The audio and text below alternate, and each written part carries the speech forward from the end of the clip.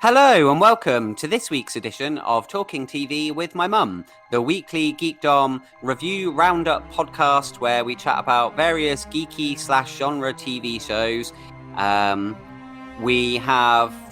What do we have this week? We've got only a few things this week because various things have been off for various reasons.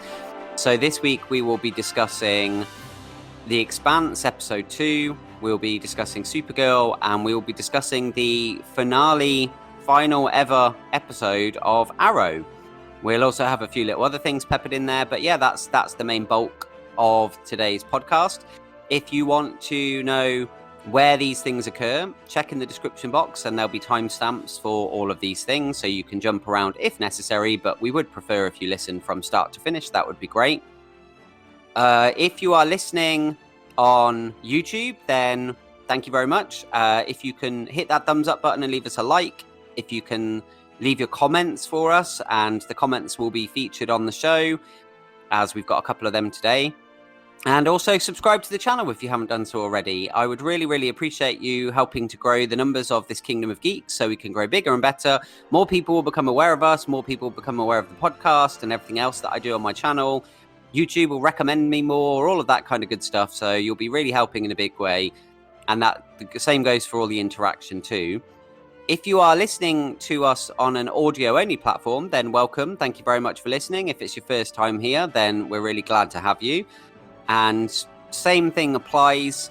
If you want to come over to the YouTube channel, that would be great. There should be a link on the podcast player that you're listening to in the description. If there are ways to leave us comments on whatever you're listening on, then please do that. And if not, you can either contact me via Twitter, or you can just jump onto the video version on YouTube and leave something in the comments section. Yeah, that's something that's completely doable for you as well. But yeah, we love feedback. We love hearing from you guys. So please do that. In my description box, as well as the timestamps, you will find a whole bunch of links, which I'm not expecting you to do anything with, but it really, really would help if you did. They include the link to my Twitter, the link to the merch shop. So if you want to represent the Kingdom of Geeks and get yourself a Geek Mom t-shirt or a Geek-Dom hoodie or something like that, then check those things out. There are also a couple of donation links. There's Patreon and there's Ko-fi. So if you would like to help support the future of the channel, the future of the podcast, help towards equipment, help towards funding bits and pieces, then there are two methods for you to do so. And you know, at the moment, we don't have any sponsors or anything like this for the podcast, so we're not making any money. So that's the only way at the moment that we potentially can make any money to put back into the channel. So if you can help, that would really be gratefully appreciated. There is also a link for Green Man Gaming, which is a digital game shop. If you want to buy any digital games, click on the link in my description and it will take you to their shop where you can purchase anything. And anything you do buy, I will receive a commission from the company. It doesn't cost you any extra money. They don't add anything onto the bill. So you'll be helping me without really helping me just by buying yourself games. So that's a pretty sweet deal. And that's about it. That's all the housekeeping. So without further ado, I will introduce my co-host. So hello there, Mum. Are you there? Yes, hello, Dom. I'm good. Thank you. Good. I'm glad to hear that. Good. So, Yes. Happy with last week's podcast? Yes, it was good. Did you enjoy the happy birthday music? Yes, I loved it. I was singing around, bopping around to that at the end. I thought that was so cool. Did like that. Yeah, obviously, because I never mentioned that to you at the time. No. And I was like, well, it's a birthday episode, so we should have the happy birthday song in there. Yeah, I thought it was a great idea. And then I found that sort of funky... It was an 80s version or 80s style happy birthday or something. It's from the YouTube music studio, so it's like a copyright free bit of music, and they had loads of different variations of happy birthday, and I was like, oh, I like this one, this kind of that was perfect, boppy, funky, retro feeling one. So I'll put that in the background when we're talking, and then obviously at the end as well to play us out. That was great. It was different, wasn't it? Yeah. Yeah, I did enjoy that. And speaking of the birthday episode, obviously the birthday episode is done and dusted. We are now a year old. This is our first podcast of the going into the next year. But do feel free to go back and listen to that podcast. There should be a little, if you're on the YouTube channel, there should be a little eye appearing on the screen right now, which you can click to take you to that one. Don't do it right yet. Wait, listen to this first and then go back and do it. But yeah, you can still listen. We do talk about a few other things. It's, I know some of the shows are based on a week by week basis, but you can still go in and have a listen to us ramble on about various things. And still leave us messages. We have received lots of messages. I got congratulations and happy birthday messages on Twitter, which was nice. So that was lovely. People sort of, congratulations, happy birthday. Oh, I can't believe it's been a year and all of this. No cake, though. No cake. Although Mellow Lou, I must say, the one person, he did say clearly listened. And in response, he left a tweet which said about belated cake. And he said, I'm bringing you a belated cake. I hear, what did he say? I can't remember the wording now, but he said, I hear those things are really popular or something. And that was in reference to, we actually said that about belated cake. Yeah. So he kind of quoted, but, sort of changed it slightly. Thank you. So, yeah. And he put a picture, I think he put a picture, of a. Yeah, because I said even if it's cake, just a picture, I said a picture of cake, a belated cake. Yeah. So thank you, Mellow. Thank you, Mellow Lou, for the belated cake. We've not done too badly. Obviously, we're still finding our feet out in the world of podcasting. I know we've been on the YouTube channel for a while, but in terms of being an MP3 podcast, it's still new. So we haven't had a massive amount of people coming to us yet, but hopefully that's going to change. The longer we're out there, the more episodes that go up, the more awareness. So if you are aware of us, why not share us with people? Why not tell people about us? Why not retweet stuff about the podcast?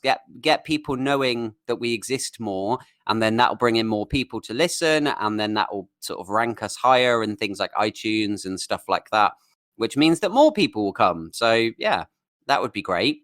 Yeah. But I think we had about 40 something overall listens, like including YouTube and all of the podcast platforms. So in comparison to a lot of people, that's probably a drop in the ocean, but that's not too bad for us. No, not considering we're new to it all, that side of it. So that's all right, isn't it? Yeah. So thank you very much for everybody that has listened. We appreciate that. And we hope to continue entertaining you. Yes. So indeed. We had a couple of comments that I just wanted to go through quickly. Had a comment from TJ, who's now going under the name VXR. Who said, he said about not being able to respond on Twitter, but he said, I'm listening to this on my way to work. Keep doing these, please. Yay. And then he sent me some messages later on saying about really enjoyed listening to the podcast and that, we have to keep doing them because he really enjoys them. So that was cool. Thank you. And then we had a lovely comment from, who is Skippy? Yay, Skippy. Skippy says, well, I'll tell you who's happy to see this on Apple Podcasts. This guy. Hey, it's some hard work now. Yeah. Thanks, Geek-Dom and Geek-Mom, for keeping my title as Guest Dom #1 alive. We said we would. Yep. I refused to give my title to your local anti-hero, but I was sad to hear he couldn't make his appearance on the episode. Yeah.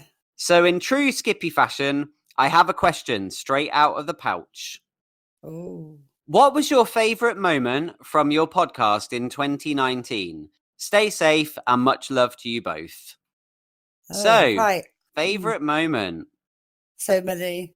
I mean, personally, I've loved all the ones where we've had a laugh, like Orville, definitely Preacher, Good Omens. Yeah. Like when we've had the comedy. It was more stuff. comedy. Yeah, there was a lot of laughter and risque moments where it was like, how are we going to talk about this on a podcast? But we managed to do it. But yeah, I like those sort of the upbeat bits we did. Yeah. The best in last year's one. What about you? Yeah, for me, I would say, apart from obviously having Skippy on as a guest, obviously. Oh, yes, of course. That goes without saying. That was definitely a highlight. That was the highlight, probably, of the year. But aside from that, I would say that the Crisis stuff we did was really good because I'd been looking forward to, I mean, I know we both had, but as a big comic book nerd and stuff, I'd been really looking forward to seeing how are they going to do this on TV? Is it going to be a television on the scale of like Avengers Endgame in terms of really big scope, special effects, cool moments and stuff like that. And it didn't fail to deliver. I mean, it was very exciting. Best moment for me still, if we're talking about 2019, then we have to talk about the first 3 parts, I suppose. So that would be the Lucifer cameo. Oh, yeah, of course. Yeah. Seeing Lucifer, that for me was a highlight. And you and me talking about it and how excited we got when we were talking about it on the podcast, that's something that stands out as a highlight for me. The other highlight, I suppose, would be, I mean, there's been lots of things said over the course of the year, but about how everything's better with dragons. Yeah. Yes, we've got that. Well, we've even got one on this show, so yes. Courtesy me, I am a dragon. So, everything has to have a dragon. It's funny because when we had that conversation that week, then shortly after that, several things had dragons in them. And it was just really, really amusing because it was like, it's like we kind of predicted something without specifically predicting anything. We had this conversation about dragons, and then dragons showed up in several programs. In everything we watched. So yeah, that was quite fair. It's like that episode of The Witcher. It was like, you got the episode of The Witcher, and then it was like, dragon. Everything's better with dragons, Yeah, very funny. Oh, but yeah. So there we have a dragon in their life. Absolutely. But there we go, Skippy. Hopefully you're happy with that. What was your, have you got a highlight moment from 2019? Apart from coming on our show? Apart from coming on our show, yeah. Let us know. Let us know what your highlight moment was. That would be great. Yeah. But yeah, so that's pretty much it. Now, in terms of news and things like that, I don't have a great deal really this week. Just like, okay, so The Witcher, we mentioned that quickly. Yes. So The Witcher has been confirmed that it will be returning for a second season next year. So 2021. I originally thought it was the following year, but no, it's 2021 that is coming out. So that's not so bad. We've only got a year to wait. Yeah. That's right. So that's quite cool. But in the meantime, they've announced that I've now found out more information about this, but they are doing an animated film. Okay. So the first news that came out, it said there was going to be a Witcher anime. So it's like, okay, so they're doing an animated series. But no, it turns out it's just going to be a featurette, like an animated movie. Okay. And it's going to be like a prequel in some ways. It's going to deal with the guy that basically brought up and mentored Geralt. Oh, all right. If you remember in the last, sorry, spoilers if nobody's watched this, I apologize. So this is your moment to tune out for a second. Yeah, in the final episode, you had that bit where Geralt was having all those flashbacks to when he was a kid and stuff like that? Yes. And then there was a bit, and we never saw the person, we just heard the voice. When he was like left on the road, there was a man's voice that said that he'd been waiting for him, or he'd been there, he was there to collect him or something. And we never saw the guy, we just heard the voice. No, we didn't see nothing, yeah. Well, that's the guy that the animated movie is going to be about.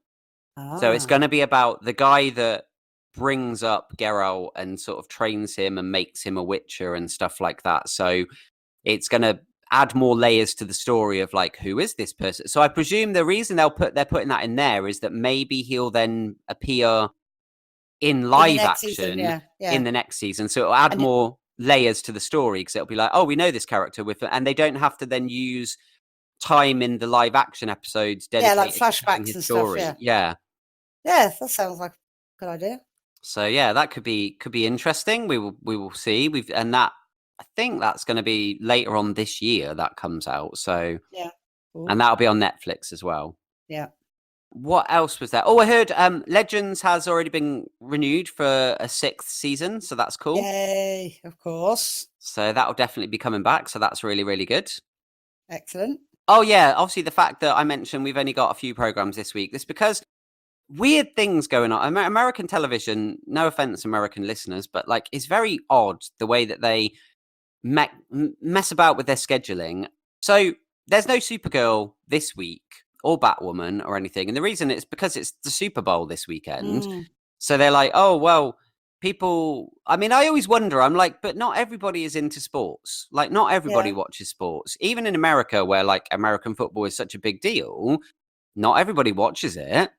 No. So surely there'd still be people watching Supergirl, but because they don't want the risk of their ratings, because everything's about the ratings and this, that, and the other.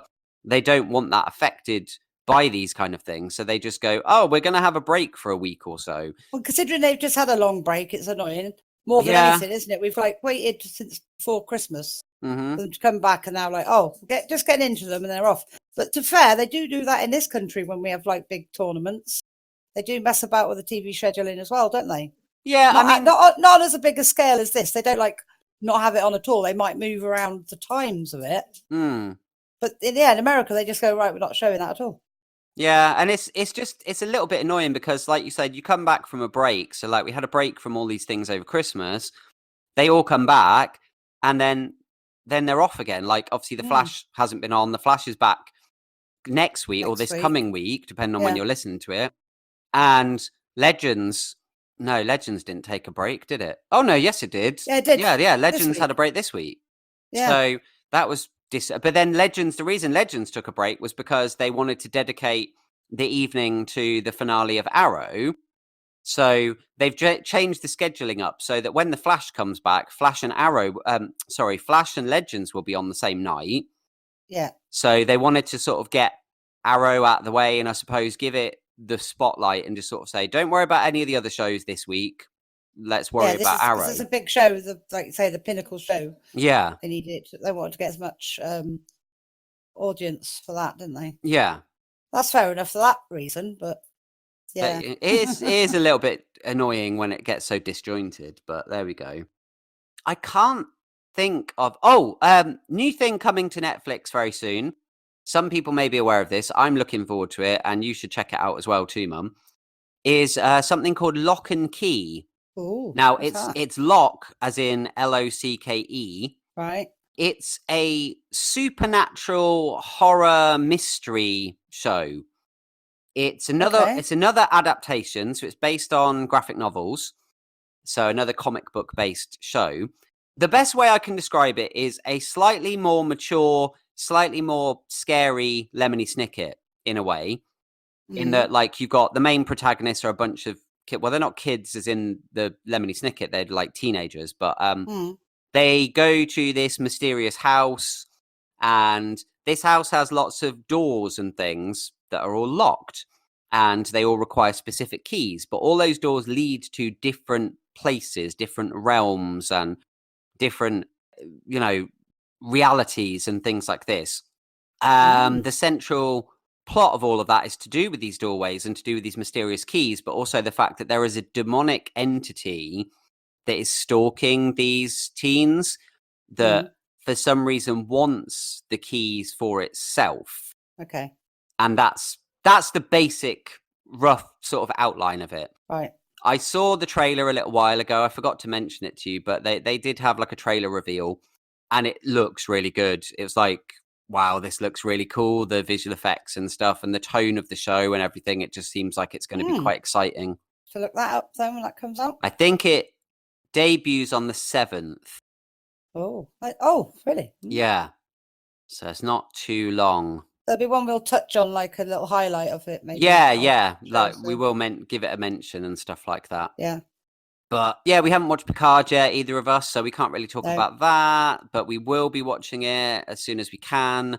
Yeah. Because I, for one, I really want to get into it and find out. I'm having to desperately avoid stuff online whenever there's a mention of Picard. I'm like, no, keep scrolling. Don't look at that. Don't want anything given away. No. I think that's kind of it for now. The only other thing I wanted to touch on briefly, we don't talk about it on the show as such, but Doctor Who deserves a bit of a mention. Oh, yes, this week's. Wow. What an episode. We were both very pleased with that, weren't we? Mind was blown out of my head. Because we had, obviously, all of the previews and that were like, oh, the Jadoon, the Rhino Police are coming back. So that in itself was cool. And it was like, oh, it's going to be an episode to do with the Jadoon. What are they going to be doing in it? What's the episode going to be? Nothing could prepare us for what else they had in store in that episode. I mean, welcome back, John Barrowman. We've missed you. Fabulous. That was amazing. I love that moment with him because I don't know about you, but sat there. So Graham's been transported to this strange ship and then he's wondering where he is. And then you hear this voice And it's like, that voice is kind of familiar. Who is that? Wait, I think I reckon. Wait, is it? No, it can't be. It is, isn't it? And then he's like, are you ready? You better get time to get excited, or whatever he says. And then he appears and it's like, oh my God, it's Captain Jack. He's back.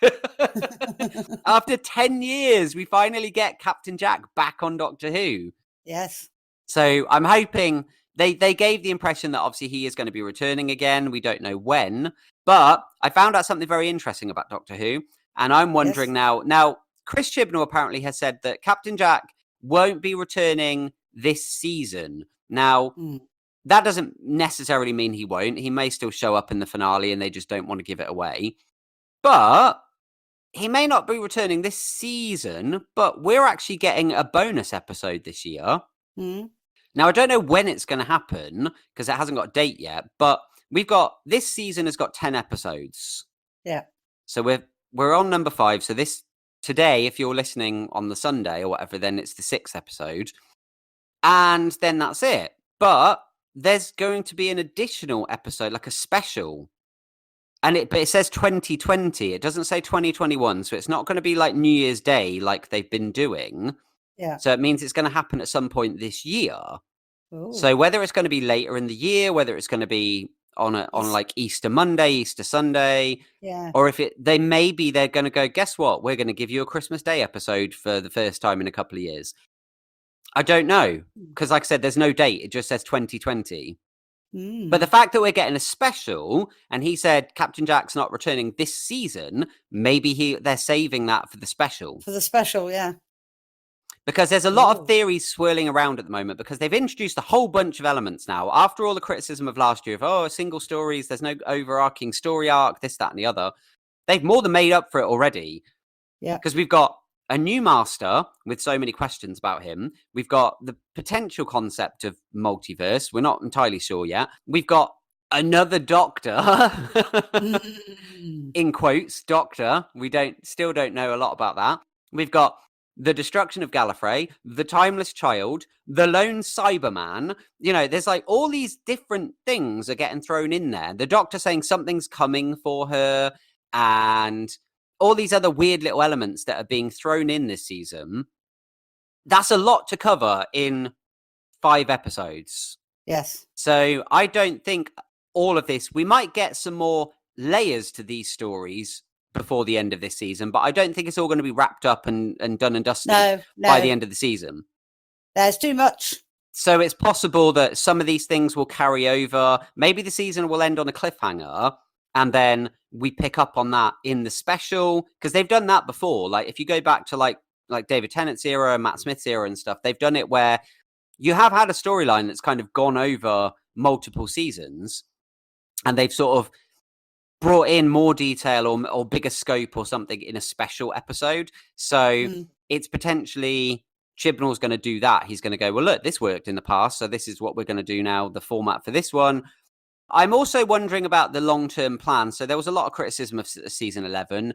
A lot of people were, this not very good. Jodie's Doctor isn't great. The stories aren't fantastic. It's all political correctness. There's no overarching story, blah, blah, blah, blah, blah. Ratings went down. The popularity of the show went down. And it was like, this worrying Doctor Who's in crisis and all of this kind of stuff. And then it comes back, and then you've got all these cool elements being thrown in. I mean, so far we've had 5 episodes. I would say 4 out of the 5 have been great. Yeah, definitely. The only one that dipped a little bit was that weird, slightly preachy potential Earth in the future where global warming and everything has turned into a wasteland, which could have been a really interesting episode if they'd handled it slightly differently, but they didn't. But the other 4 have all been really, really good. So I'm hoping that we're going to get the rest of the episodes are also going to be very good. Yeah, I hope so. And I think it's bringing like this. I mean, all week since that episode, the internet's been ablaze. YouTube's been ablaze with people talking about this. Now, they might be talking about it in the negative. They might be talking about it in the positive. They might be talking about it in the I don't know what's going on. But the fact is, it sparked a big conversation again about Doctor Who that's not attached to political correctness, that's not attached to issues or anything. It's talking about science fiction storytelling. Yes. And that's fantastic. You know, this one 'cause that's episode what we want. has done a massive amount. So I'm hoping that it means that people that maybe switched off will get back into it again and go, oh, actually, because Chibnall said, I don't know if you remember, but when he first got this job, he said he had a 5-year plan for Doctor Who. And he said he was going to approach it in the way that he did Broadchurch, where it was going to be layered storytelling. So it was going to be, you're not going to get everything in one go. There might be some resolutions, but there's going to be plenty of little things that will carry over to the next season, etc., etc. It's going to be like a whodunit, you know, who's behind it, what's going on type thing. I'm now wondering, looking at this, I'm going, was this the plan then? So season 1 was, let's establish Jodie and the companions. Let's not worry about a story arc. We'll do individual episodes because that way we can focus more on the characters. Yeah.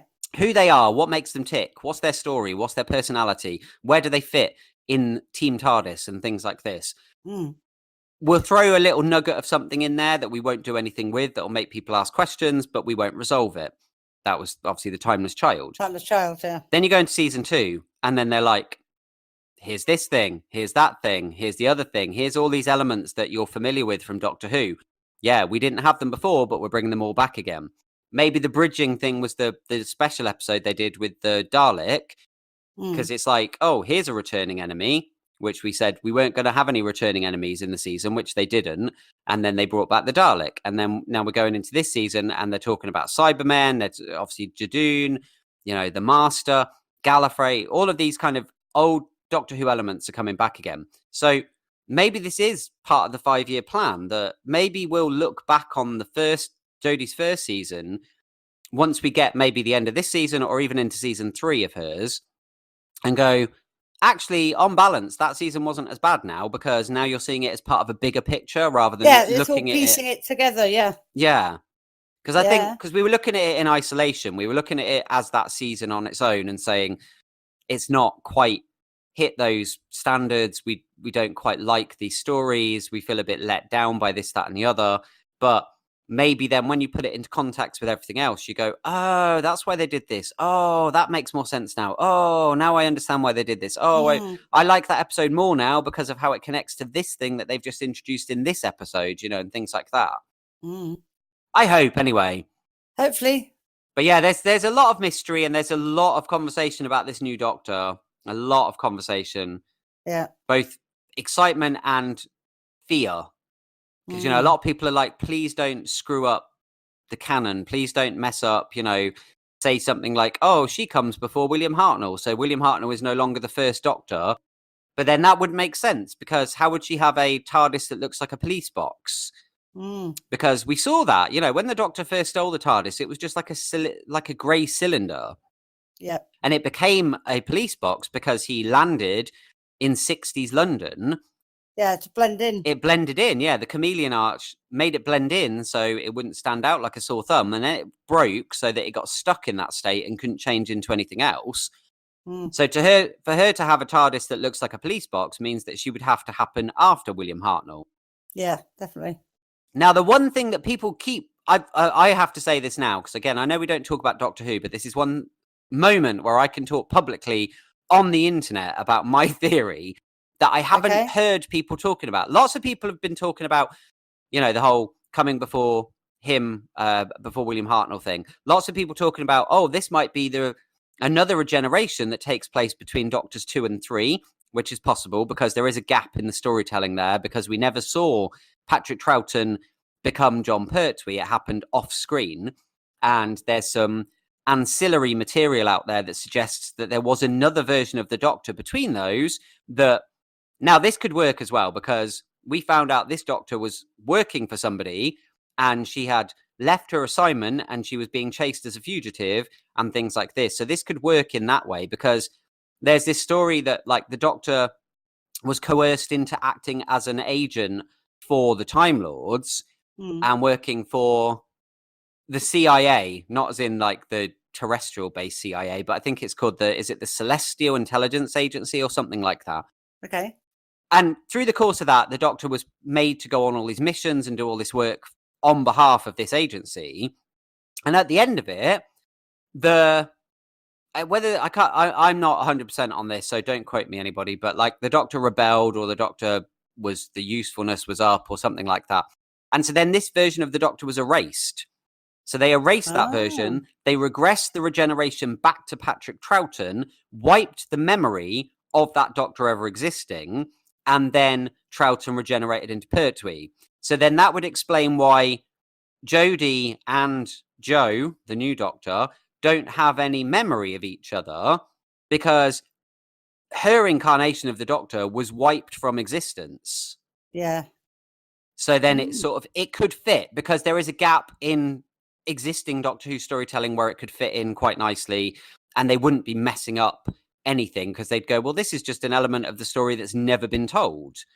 It's a gap that was left open for us, and we're just filling that gap finally after all these years. So that's a possibility. But my theory is not that. My theory, I like that theory, but I like the idea that Captain Jack said something about the Alliance. Now, we don't know who the Alliance is. Now, potentially they're the same Alliance that came together when the Pandorica opened, which was, the Cybermen, the Daleks, sort of the Weeping Angels. All of these, they like joined forces to make this thing, this group. It could be them. It could be a new force called the Alliance. We don't really know.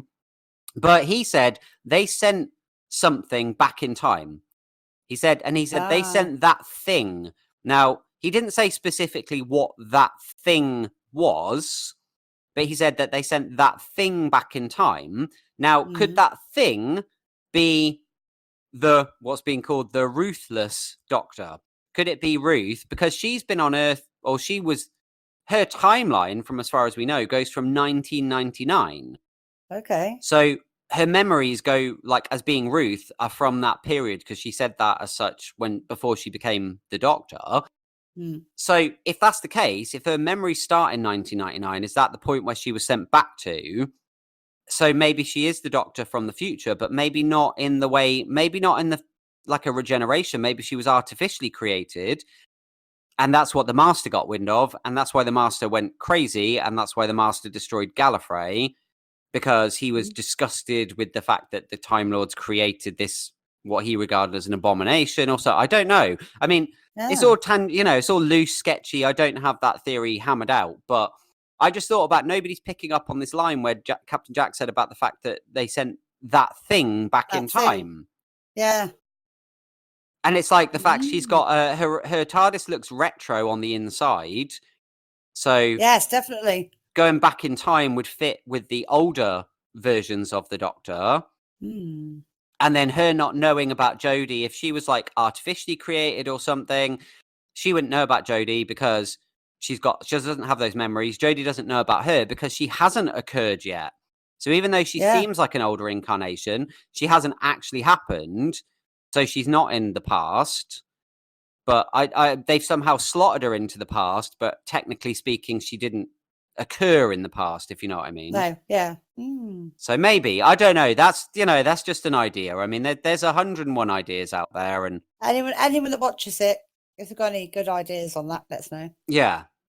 But yeah, so anyway, that's Doctor Who. I felt it deserved a mention because it was peak sci-fi television over this past week, and like I said, it's been talked about all over the internet, so I thought we would have to get our 2 pence in. So there we go. Right. Have you got anything else that you would like to add in? No, don't think so. No. Okay. In which case, then, let's get underway with this week's reviews. Yes. And we will start with episode 2, season 4, episode 2 of The Expanse. And this episode is called Jetsam. I think we do this in 2 parts because effectively this story did happen in 2 parts. So rather than jumping backwards and forwards, let's talk about the Bobby stuff in its entirety. And then let's talk about our gang of heroes on Illus. Right, go on then, you start there. You can start. Bobby, as we saw in the last episode, is back on Mars. She's no longer a soldier, and she's working in was it like a engineering job, a mechanic job? Yeah, she's been like downgraded, hasn't she? Yeah, so she's kind of like working on ships and doing scrapping and this, that, and the other, you know? So she's got a mundane sort of Monday to Friday, 9 to 5 type job. Yep. during the course of all of this, she is pulled in for questioning because something's happened. There's been was it a murder or just a violent assault? No, a murder. It was a murder. Yeah. And because of her background, because she's an ex-soldier, because she seems to have a bit of a chip on her shoulder, and because of the nature of how this murder went down and the techniques that were used, she gets pulled in and she's like being questioned as if she's a suspect for this, isn't she? Yeah, yeah. She's getting lots of grief from people based on her past and things like this. She did get an invitation that came through. She got an invitation to a dinner from our croaky voice lady. Christian, yeah. Yes, who was going to be going to Mars to have a big fancy state dinner with the ambassador or the president of Mars or whatever it is. Yeah, the PM. Yeah. Prime Minister. And she sent her an invite and sort of said, you're requested as a honoured guest to this special state dinner thing. Yes. And this woman, when she was interrogating her, she picked up on that, didn't she? And she sort of said she was questioning her loyalty to Mars and questioning her place on Mars and sort of saying, oh, well, you don't seem too happy here. And getting invitations from, the Terran United Nations leader and things like this, and she sort of really just questioning Bobby's character and asking her about her military training, how to choke a man out, how to do this, how to do that, and basically stacking all the chips against her and saying, in my opinion, you're guilty. Yeah. They didn't have a lot to go on, though, did they? It seems like it's a lot of kind of circumstantial evidence. Yeah, they'd been somewhere near what happened or something, wasn't it? Yeah, she'd been seen in the vicinity of where it occurred or something. But there was no direct link between her and this crime, apart from, like I said, circumstantial evidence. And I think she had been umming and ahhing about whether to accept this invitation or not, I think. And because of that... Well, that woman who was having a go at her, she pressed accept, didn't she? It was like a, screw you. If I'm going to be treated this way by my own people, maybe I'll go somewhere where I'm appreciated a bit more. Because I think the reason they'd be so off with her is because she was involved in last season where she saved the Terran woman, didn't she? Yeah. And so they feel like her loyalties aren't towards Mars anymore because she got involved in that on the wrong side, if you know what I mean. Yeah.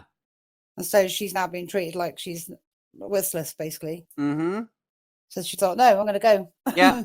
We did see a little bit with Christian, obviously leaving Earth, getting on a ship. Oh, my God, I love their ship. Yeah. Where the wings unfolded as it came out. I thought, I love so cool. Ship. The effects, again, the budget for this show is amazing.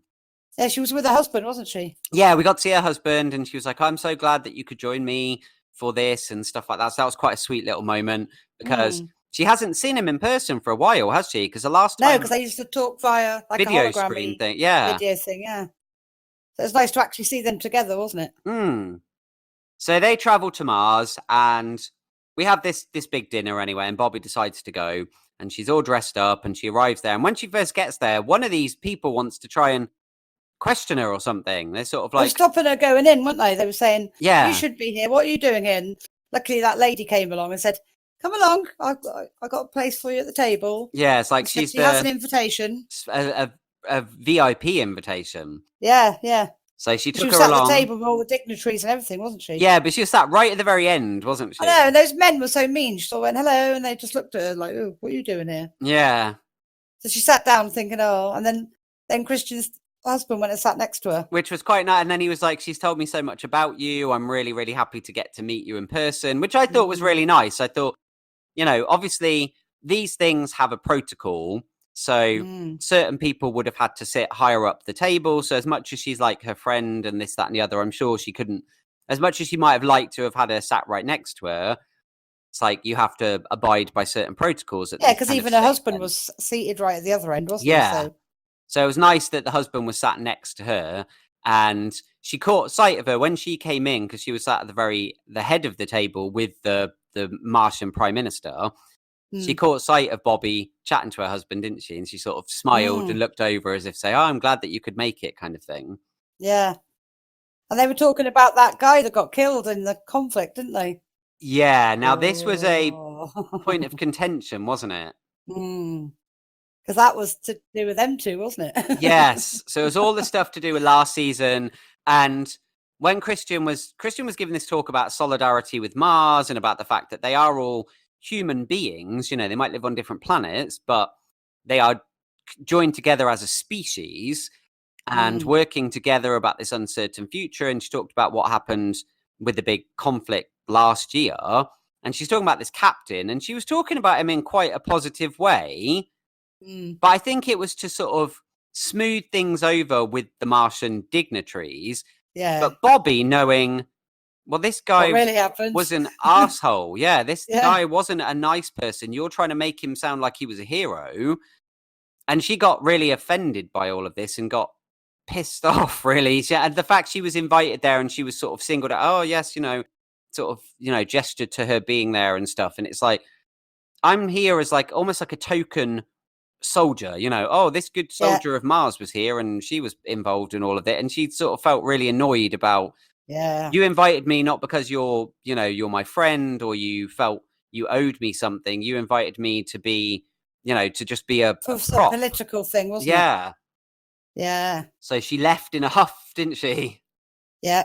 And then Christian caught up with her, didn't she? Yeah, Christian saw she'd left and chased after her, didn't she? And said, like, look, I invited you here because, you know, you're my friend and I think highly of you and I want to offer you a job. Now, I'm wondering the job because the other little thing we did see with Christian when she was on her way to Mars, she got on the news, it said that the Home Secretary was resigning.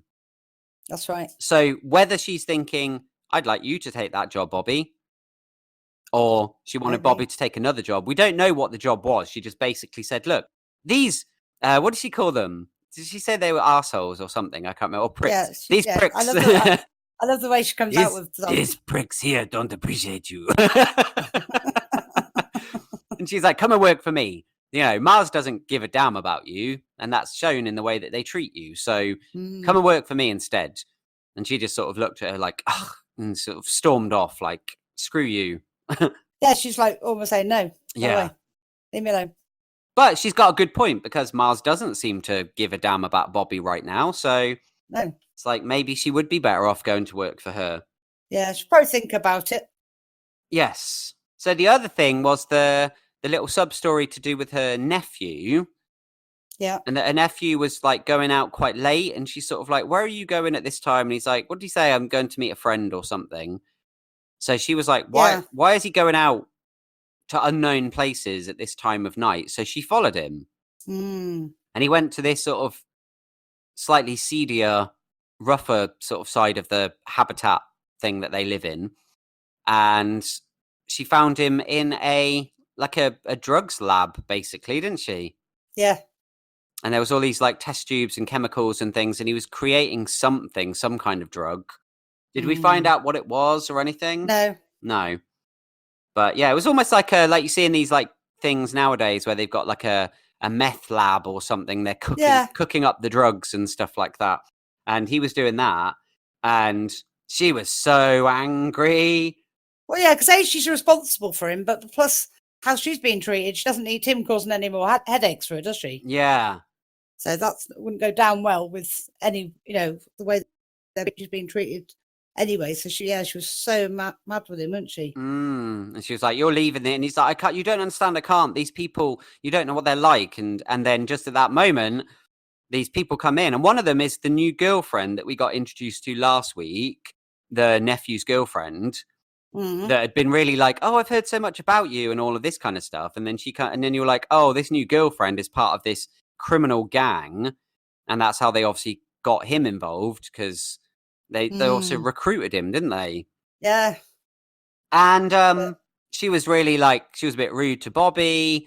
And the thugs that were with her were like, yeah, you're going to leave. You shouldn't be here and all this, that. And then she's just like, yeah, screw this. And so she just busted out her Martian military combat training and beat the crap out of all of them, including the girlfriend. Yeah, exactly. It's like, I'm not taking this rubbish. No. And then she's like, he doesn't work for you anymore. And then she's like, come on, we're leaving. And he's like, you don't know what you've done. And she's like, I don't care. I'll do. And she said something like, tell your boss or whoever you work for that he's out, and if anybody comes looking, I've got plenty more where that came from or something. Yeah. Yeah. And you're like, wow, she's such a badass. She is. She looks so sweet. You'd think that butter wouldn't melt, really, because she sort of looks so innocent, doesn't she? But Yeah. when she gets cracking, you don't want to mess with her. Mm-hmm.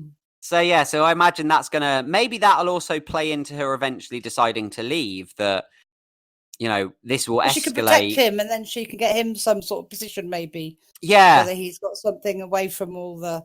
Because maybe she's feeling like, I've neglected him as well, because I've been doing this and that, and I can't keep my eye on him, and the way the situation is now, maybe better to go with what Christian's offering, or get him in out of the way of all these hoodlums and stuff. Yeah. We'll have to see. We will. But yeah, so that was one chunk of the episode, and it kept jumping back to these moments throughout the rest of it. But like I said, rather than it being disjointed, I thought we'll just talk about it in 2 chunks. Yeah, because it didn't connect really with what else was going on, did it? So no. So the second chunk was what was going on Illus, and do you want to talk a little bit about that? Well, obviously at the beginning we had the weird planet bit, didn't we? We had this thing with some planet and somebody talking over, saying, well, we didn't catch what he was saying, but we worked out it was Miller. Yeah, but we couldn't really work out because it was very echoey and garbled, wasn't it? So it was hard to work out what he was actually saying. And we had this bit, didn't we, with the ring, wasn't it? And all the bodies from the crash, the ones that died, were all floating in there. Oh, yeah. Was it them? That was them, wasn't it? The ones that died when the crash landed. All the bodies everywhere. And they decided they thought the magnetic things were the things that brought down the ship. Yes. That's all they can think of. Those whatever they were, the swarm of whatever it was, yeah. Yeah. And because they think there's I can't say the word. Protomolecule on the planet, they think that these things might have infected. Because of the protomolecule and these magnetic things, they decided to test everyone for infection, didn't they? Yeah, that's right, yeah. So we had, and then we had Croaky Voice Christian talking to Holden about it and saying that the only way to find out is, they had to look into more of what's on that planet because they can't send anyone else through that ring if there's any danger. Yeah. So it's even more imperative that no one is allowed to get through there now because they don't know what this place is. So they decided to split their forces, didn't they? And they were like, well, some of us will go out and have a look at these weird structures and see how they're connected to the protomolecule and this swarm. And I think Amos and the captain went to the crash site, didn't they? Yeah, because they were like, we'll go to the crash site and we'll see if we can determine a bit more, if there's any other clues as to what happened here. Yeah. And that was kind of awkward. That guy. Oh, no. Whatever his name, what's his name? Murtry or something his name is? Yeah, Owen. We'll just call him Owen. Owen, yeah. Yeah, because they didn't really sort of like each other, did they? No. We had to work with him. And, they did find there, didn't they? There was somebody had tampered with the ship. Yeah, so then they then started thinking, wait, maybe it got brought down by the Belters living on the planet. Maybe they shot it down. Because they were like, there's evidence that it looked like there were attack marks. I don't know if they ever said bullet holes or anything, but it looked like something had been fired at the ship. So they're like, maybe it was intentional sabotage. It was actually the Belters that shot it down, even though they're claiming to not know anything about this. Yeah. So they were like, this prompts further investigation. Yeah. And we did have a little bit with Alex, who was left to go through all the people and get them tested. Yeah. For infections. And he was getting on really well with that doctor woman, wasn't he? And he was sitting on her, wasn't he? Yeah. Trying to say, do you want to go for a drink? You wouldn't want to drink that stuff. He said, oh, yeah, that'd be fine. And then her husband turned up with a kid. Yeah. Are we full for dinner? And it's like, no, I'm all right. All right, okay, mate. Maybe another time. And you're like, oh. Oh, poor old Alex. Struck out they there. Were getting on. Yeah. And then we had Holden, Naomi, and the Belter woman. I don't know, but she was like the scientific woman, wasn't she? Yeah. They went down to those weird monuments. And they worked out that they were over 1 billion years old. And they were like, these were here before the planet was what it is now. And she got really excited, this scientist woman, because she was like, well, that means that there are 3 distinct biomes existing. And they're like, what do you mean by that? And he's like, well, there's the Belters, there's the planet as it is, and then there's this alien structure. So these three things, how are they intertwined? Was this planet terraformed, basically? Was it converted from whatever it was previously by the arrival of these aliens and the proto-molecule? And did it change the whole makeup of the planet? And all of this kind of stuff. And she was getting very excited about all of this. And they're just like, we just want to know if there's anything inside this thing. But when they checked them out, they were like, they're dead. There's nothing. They're lifeless. There's no readings coming off them. There's no energy. They're effectively, they're just dead monuments. Yep. So how could these things have come out of this when this isn't working at all? No. So they decided, right, that's that then. So they headed back to town, didn't they? Yeah. There was a bit what the girl, the Naomi, wasn't it? After they got back, she was feeling really ill, wasn't she? Yeah, because she'd been acting as if this drug treatment she's been taking has been working. And she's like, oh, yeah, it's fine. And they got back. And didn't she ask him, she said, do you want a drink? I'm going to get a tea. Do you want a coffee? And he's like, yeah, that'd be great. And then when she went off away from him, she then doubled over in pain. And it seems that the drugs aren't quite having the desired effect, because she got herself in the chair and hooked herself up to the drugs, like, because they have it. It's like a weird armband thing that goes around and injects and stuff, doesn't it? Yeah. And so she got strapped into the chair and did all that, and then she passed out. And when she came to, was Alex was there, wasn't he? I can't remember who it was. And then I think it was Alex. And then he said something about the drugs are working, but you're pushing yourself. Your body isn't adapting as quick as you're trying to do. Too much too quick. Yeah. She's not quite acclimatized to it all yet. She's trying to, so going out with them two probably didn't help. Yeah. So he said, you need to take it in. She said, I need to be involved in something. She's like, please, you can't tell Holden about that. And he's like, okay, well, I'm going to monitor this because, I don't want you overdoing it. But okay, I'll keep it between us for now. Yeah. And we had was it the Belters, Ashford, that were talking about the theory that it was to do with somebody called Marco? Yes. And who's Marco? I'm not sure. I can't think of who that is right now. No. Yeah, and they said they're going to need help, and including is it Fred Johnson? Yeah, they did mention Fred Johnson. They talked about the OPA and stuff. We might need some help from him, and they mentioned him again. So I thought, oh, he's back in it this year then. Yeah. So it's like, oh, we haven't seen him yet, have we? Mm-hmm. So then we had the bit where we had Miller again talking about something to do with the planet. Yeah. And then he went to see Holden again, didn't he? Yes. And that was quite funny, wasn't it? Because he was talking to him and said he needed his help. Mm-hmm. And when he was talking to him, Naomi walked in. Obviously, he's talking to Naomi. No, Naomi woke up. They were in bed. Oh, that's right. She woke up, but she knows he sees him. And he's just stood in the corner of the room talking to himself. Yeah. And she goes, is he here? And it's like, obviously. And, so he said he wanted Holden to go back to the monument. Mm-hmm. And because he said, we need your help. We need your hands. Yeah. Yeah, that's right. He said, because I can't touch anything. He said, you can. And Alex decided to go with him because Amos was chilling at the bar and getting drunk and chatting up some woman. Yeah, because it was after going to the crash site and stuff. The other guy, the head of the expedition thing, he went off, and then Amos was like, I'm going to go in here, because they were already hostile towards him. Oh, he said your mate about your mate. He said, no mate of mine. No mate of mine. Now, how do I get a drink around here? And they're like, oh, what do you have to trade? And he had bullets.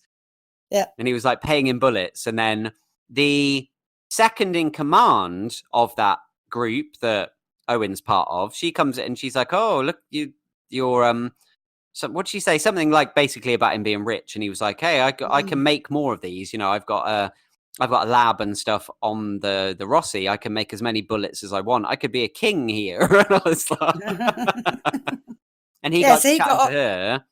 Yeah. So they went off with the expedition, but he got chatting with her, and they also had got a bit of action. Yeah.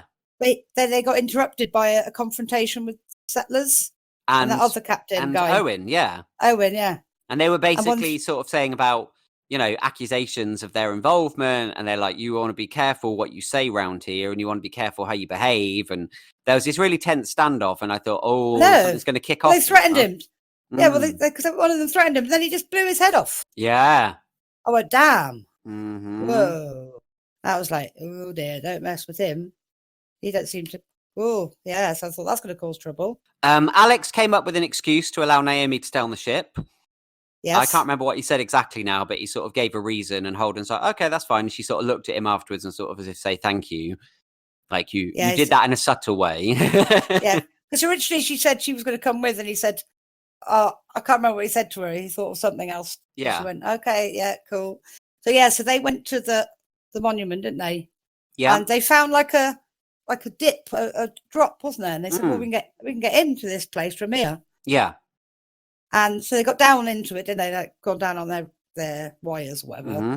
And I think was Miller talking to him at the time. I Yeah. think he was saying apparently there was a root clogging up the works, and he wanted him to get it out. Yeah, and didn't Holden say something about like them being a really advanced civilization, but they never figured out a way to be able to deal with shrubbery or something?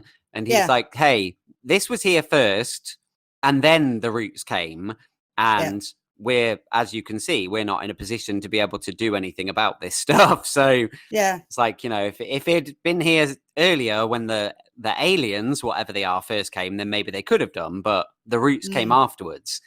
And didn't he say something to him about like having him in his head just annoying? And Miller said, but if I still hear the voices of the victims of Eros. Oh God, so that was horrible. Just only hearing me is nothing for you. Yeah. He said, I still hear them all, you know, crying and screaming for help. And he said, I have to live with that. So then, so he released the root. Yeah. And then something started happening. Was it lights or sparks or something going off? It was a bit of both, because clearly the root had been preventing whatever computer technology, machinery, whatever it is, I don't know, from being able to operate properly. And then by him cutting through it and removing it, it then started it all up again. And it started closing. Yeah. And oh my God, that was tense. Because I got the feeling, I don't know if you did, but with it closing up, it's almost like that was the engine, like the inner workings. Yeah. So like, well, the work's done. Now it's been turned back on again. This bit shuts because it's only meant to be opened when it's worked on, sort of thing. Yeah, to protect the rest of it. Yeah. Yeah. Oh, that was so close. I didn't think he was going to get out of there. By the skin of his teeth. I know. Skin of his toes. Yeah. Because Alex got out and he was pulling him up and it was closing and closing. It's like, no, and got out.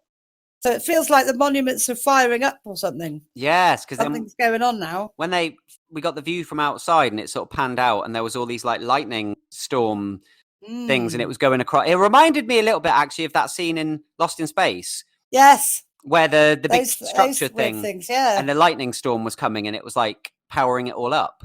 Yeah, so whether it was drawing the lightning to power it or whether it being turned on was causing the light, I don't know which way round that sort of happens, you know, whether it's causing the lightning or the lightning was charging the things or whatever. I don't know. Yeah, because you know when they went with the girl originally, they were trying to find out if those magnetic things had come out of it. Yeah.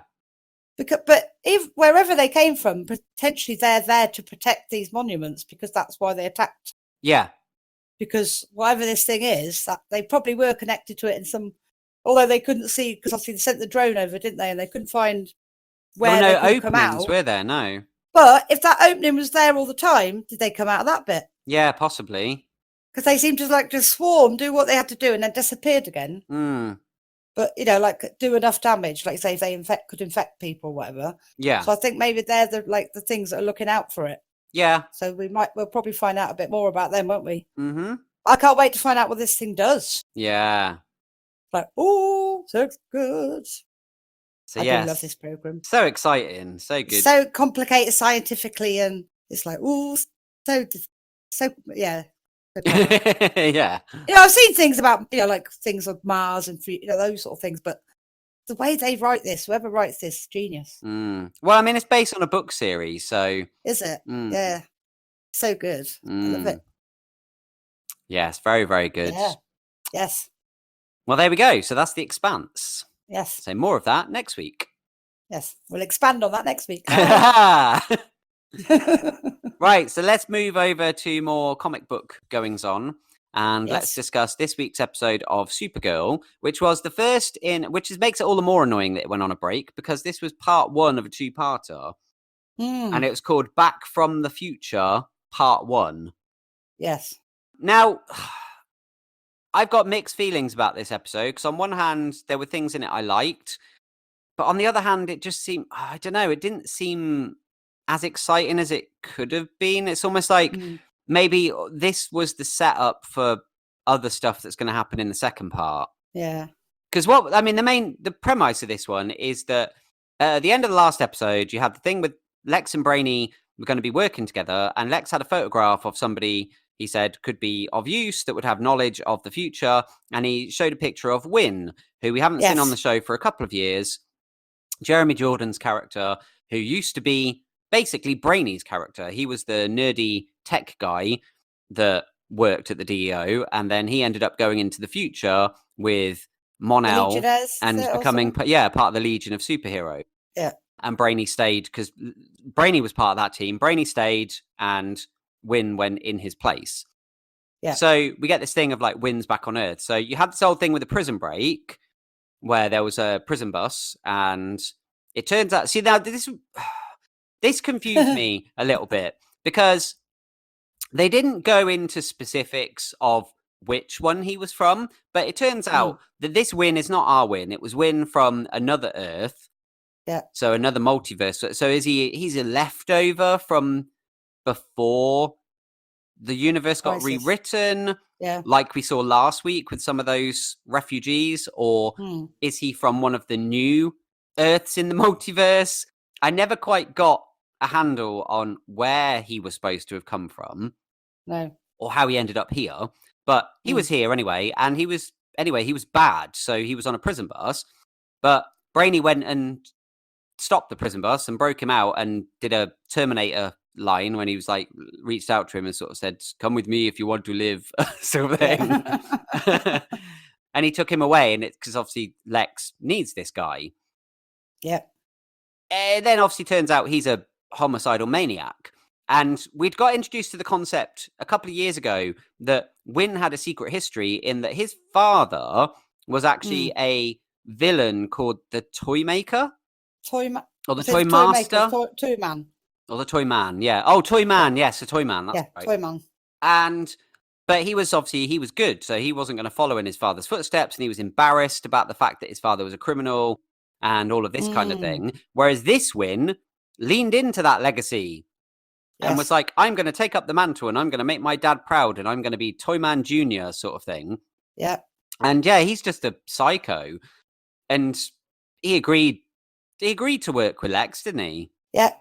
And then he was like, well, there's something you need to do. Like they set up this thing anyway. They basically set up a thing which would get people's attention. There was handily enough. Now, this was one of those like, well, isn't that lucky that was going on? There was like a convention, like a toy convention. Toy convention, yeah. Just happened to be happening around the time that this character comes into it. So he goes there. He basically sabotaged it. He created some killer toys that were like exploding and destroying stuff, which then brings the heroes in. So they have to go and investigate. But Wynn showed up. And by Wynn, I mean the real Wynn. Yes. And it's the Wynn from the future in a superhero suit with a mask and everything. And we then found out, obviously, that after going into the future, he married Lightning Lass, one of the people in the Legion. So he's married, and he knows, obviously, Nia's how many times great-great-great-great-great-grandmother. That was interesting. I like that bit. Yeah, I mean, Brainy's talked about that before, about how he knows Nura now, I think. It's just the fact that he knew all about the powers, wasn't it? That was good. And not only did he know about the powers, but he's got the powers.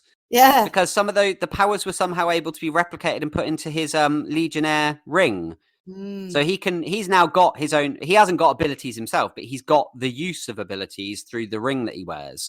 Yeah. So it's making him more of a powered individual. So yeah, he had this face off with himself, but then himself escaped because there was a dummy, like a mannequin or something that he got. I don't know how he got out of there, but then they were like, "Oh, there he is," and they like blew the thing up, and the head came off, and it turned out it was a dummy. It wasn't actually a person. Yeah.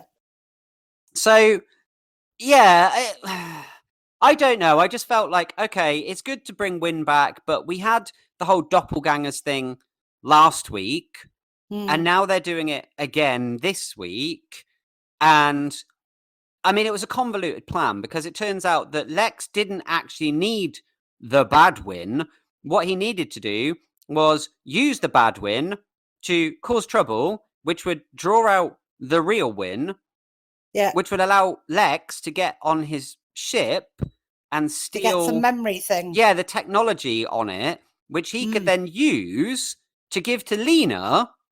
So Lena could... To get her to work with him. And restart her mind control project thing. Yeah. Yeah. So it was all very convoluted. It was like, but how would Lex know that bringing this other win in would bring the real win back from the... I never quite got... Oh, no, but didn't he say that he had a... Well, didn't he say the reason he came is because thanks to this one, he knew another, like a bogus one had come to that Earth. He had a bounty on his head, didn't he? So he had to stop him. Yeah, it affected his timeline. Yeah, it affected his timeline and made him like a wanted criminal. That's what made him come to there, if you know what I mean. But what I'm saying is, how did Lex know that that's how that was all going to go? How did Lex know, well, if I use this win, he'll then go on the most wanted list, which will make the real win a fugitive, which will make the real win come back because he'll want to clear his net. It's like, I know he's a really good chess player and he's always thinking moves ahead and he's a genius, but really, he worked out that whole convoluted plan to do with time travel and this, that, and I don't know.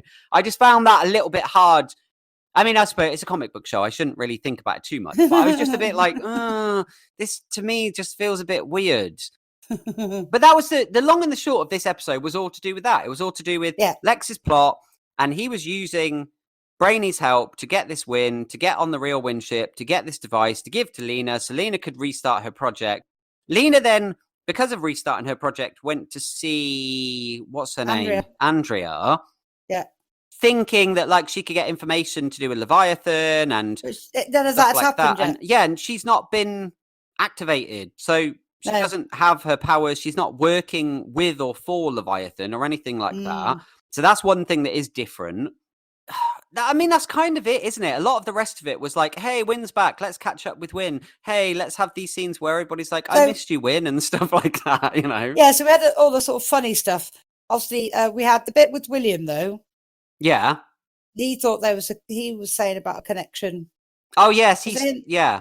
Wasn't he the one that said there's a connection between Lex and Toyman? Mm-hmm. But also, what was the other thing he did? I had something else. Well, it looks like he's going to get together with Kara. Well, yeah. And also, because of the Leviathan stuff, that's what he needs the memory thing for. Yeah. So obviously, because he's trying to find out more about the stuff that he doesn't know anything about. Yeah. What was the bit? And he sussed out that the mentor of Andrea is that woman in the picture. Mm-hmm. With what's his name? Robocon. Skinner off the X-Files. Yeah, I can never remember what his character name is, but yeah, him. Yeah. The one thing I did like is the fight when they had the fight with the tiger bit. Where Nia had looked into the future and saw a tiger, and then there was a tiger at the event. Yeah, she had a weird dream, didn't she? Because she's obviously depressed and struggling because of his breakup with Brainy. Yeah. And she had this weird dream thing where she saw a tiger, and she saw him, actually, but then she didn't tell the rest of them that. She just said, a tiger. She said, I saw a white tiger. And then later on, you got these robot tigers. They looked like they were like out of Power Rangers or something. Yeah. And there was all these big robot tigers attacking this like amphitheater type. Well, when they had the fight, they had the music, didn't they? The Eye of the Tiger. Yeah. Again, another week in Supergirl where they used a song in the background of a fight, which was quite funny. They seem to do that a lot, actually. Mm. And then wasn't it to do with Win telling her about her powers? She goes, I can do that. And so she realised she could use what she could do with her powers more than she realised for her fighting. That's right, yeah. That was quite cool. So that gave her a new thing that she didn't know she could do. And she'd also had... The fight was quite good. Was it before that she had the conversation with Win? Yeah. Where he was like consoling her and he was telling her a little bit about her great-great-great-great-grandmother. Yeah. And about her legacy and this, that and the other. And it made her happy again, sort of thing of like, not to be too upset about the here and now, think about the future and things like that. So, but then he also noticed during that fight, the other significant thing, he noticed that Brainy was acting a bit weird. Like the way Brainy looked, he was sort of stood off to the side watching this unfold, and then he looked over at Dreamer, and then the next thing he was involved fighting these tigers. But Wynn clocked all of this. Yes. So later on, he had a conversation with Brainy. And he told him everything, didn't he? Oh, that was so sad. Mm. Because he had like a complete breakdown, didn't he? And he was crying and everything. Yeah. And he was like saying to him, you know, this is what I have to do. This is what I was told. I can't tell anybody. You can't tell anybody. And he's like, but dealing with this and lying to my friends and breaking up with Nia and about he still loves her. And it was like, oh, poor old Brainy. He's had to sacrifice a lot to do this, hasn't he? Yeah. You can see a few times where he wanted to help, but he's like stood there like, no, I've got to work with Lex, can't get involved. It's like, oh, poor old Brain. Yeah. But yeah, so basically at the end of it, so we realised this guy, a bomb blew up and they thought they killed him, didn't they? Yeah.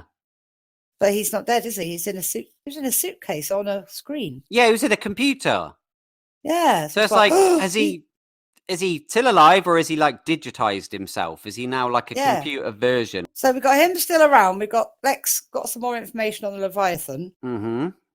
What's her name's got her Q waves to do her experiments. Yeah, which isn't good because it's like I thought she'd moved away from that. Now we're in like the new reality that she wouldn't be going down that route. But again, she's going down that route no matter what she remembers happened last time. But there we go. And also, Kara worried about William because Lex had said that he'd destroy him. So she's now keeping him close to her, saying, let's work together on it.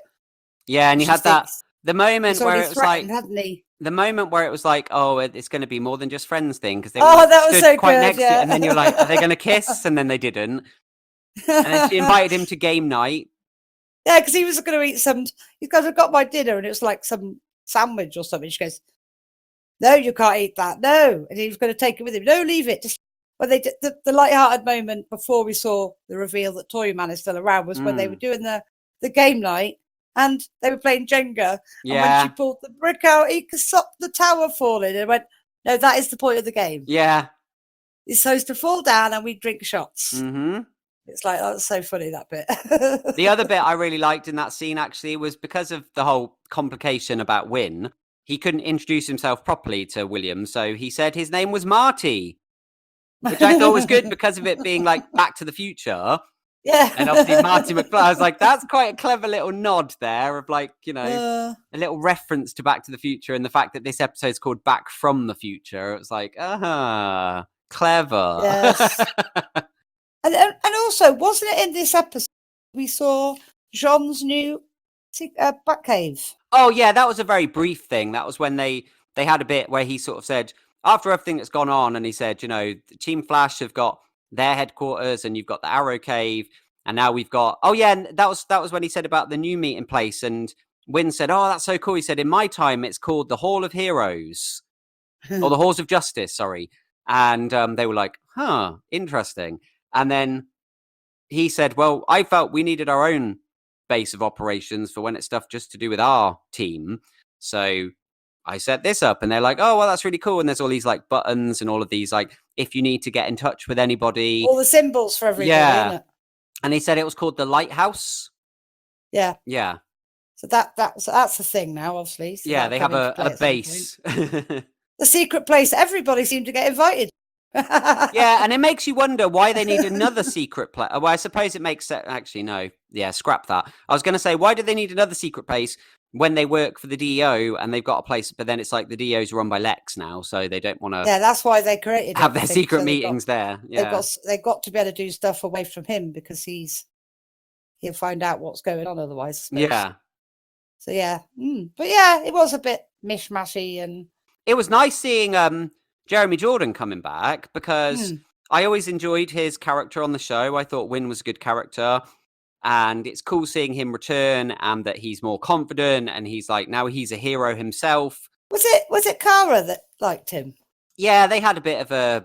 Because when he said about he had a wife and a child, and she sort of went, oh, child. But didn't he also like her more than she liked him? Liked him. Because when she got together with Monel that time, he was very upset. Very jealous. Yeah. Yeah. Because he was always like arguing with Mon-El and being really like Mon-El was like, "Hey, you're Kara's friend. I'm going to be really good friends with you," and he's like, Yeah, you go away. But yeah, we'll see what happens in the second bit. So maybe it'll be a bit. What he's still there, the guy's still there. What's going to happen next? Yeah. So, So well, yeah, so we have to wait now. Yeah. So then, moving on. That brings us to the final thing. Da, da, da. We have to talk about something else. We have to become something.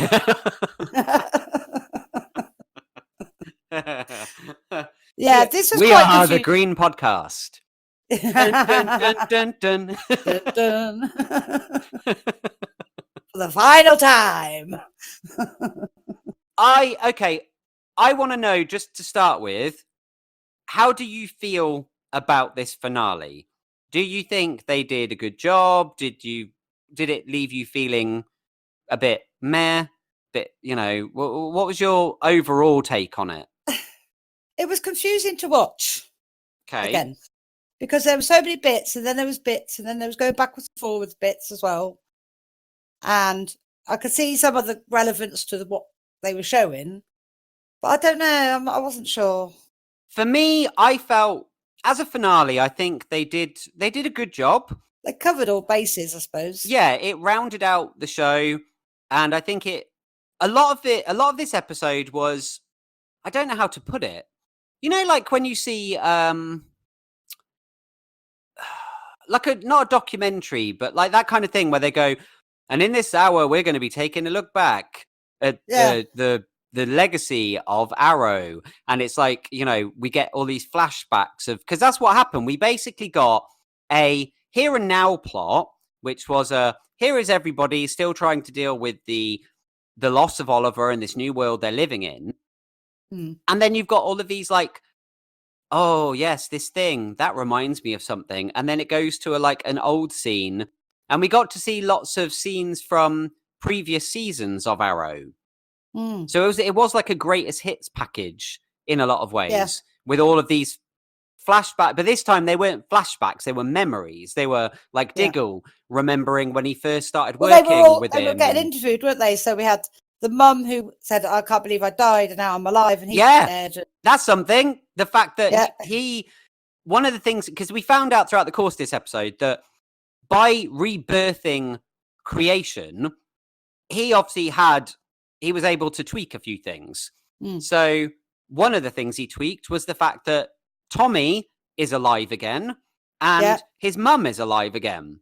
Yeah, and then didn't they show that bit where the mum was tied up, and that all changed, didn't it? Yeah, we got a variation. Now, this was kind of clever in a way, because they cut it to the point where you didn't actually see the resolution. But no, it was the same scene from years ago when Deathstroke had them all tied up, and he had the mother, and he was going to kill her. Yeah. And then Oliver broke out of his bonds and fought with Deathstroke, but ultimately Moira still got killed. Yes. What they did this time was they didn't show the death. They just showed the fight and the struggle. And then it cuts back to the present day, and it's like, and the mum. Yeah, and that he was able to overpower Deathstroke, preventing her from dying. Yeah. So yeah, so we had them all in a row, didn't we? Like Dinah talking about him, Renee talking about him. Yeah. Some woman that did the director of that. When they had that, they were filming in the precinct. Yes, that's right. Because she said originally it was about a Here and Now documentary, but it's now turned into like a kind of in memoriam sort of thing about Oliver Queen, the Emerald Archer sort of thing about his legacy. Yeah. And then obviously Diggle as well. Yeah, and Diggle as well. And Diggle, again, when Diggle spoke, it was the remembering when he was first Oliver's bodyguard. And him trying to change Oliver's ways of like saying, you don't have to go out and murder everybody because that makes you a murderer. And that's, again, the evolution of the series. A lot of this was all about like how the series evolved and changed over time.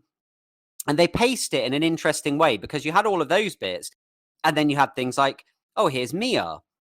And Mia was in the future. So it's then moving on how over the years it got introduced the concept that Oliver became a father and had a family and stuff. So it was clever in a way. They did the progression of Arrow through the years by these flashbacks, but also by showing sort of like, now we'll show a scene with one of Oliver's children.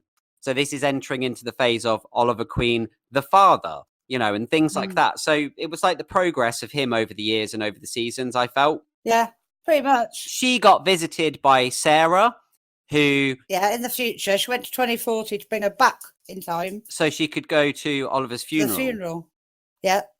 And that, again, this was set after the Green Arrow and the Canaries episode. So she's got all their memories. She knows everything now. So she wasn't that... I mean, she was surprised to see Sarah in her bedroom, but she also wasn't like, who the hell are you kind of thing, because she remembers all of that timeline now. So yeah, she brought her back in time. And then what was cool, one of the cool things as well, was the fact that they brought so many old cast members back. Yeah, we had loads of people. We had Curtis. Yeah. And Theo's Ragman. And yeah, Ragman, yeah. Rory, who got a name drop the other week. Yeah. When they when they got introduced to Mick Rory, and Yeah. Wild Dog said, we used to have a Rory on our team. Yeah. And then we got to see him this week, and we even got a little bit, didn't we? Because I forgot about the fact that his magical rags lost their powers. Yeah. And he went off to try and recharge them. So we had a reference to that. And he said, oh, I've kept in touch with Oliver, but it was a long, hard road to get these things to, back to where they were supposed to be. So it's like, so now they've given an in-series explanation as to why we never saw him again. Yeah. The real reason is the cost of the special effects was quite high, but when he went into his his form of using his rags and stuff, so they were able to splurge that last bit of budget in the final episode by having him there and using his rags to overpower everybody and stuff. Yeah.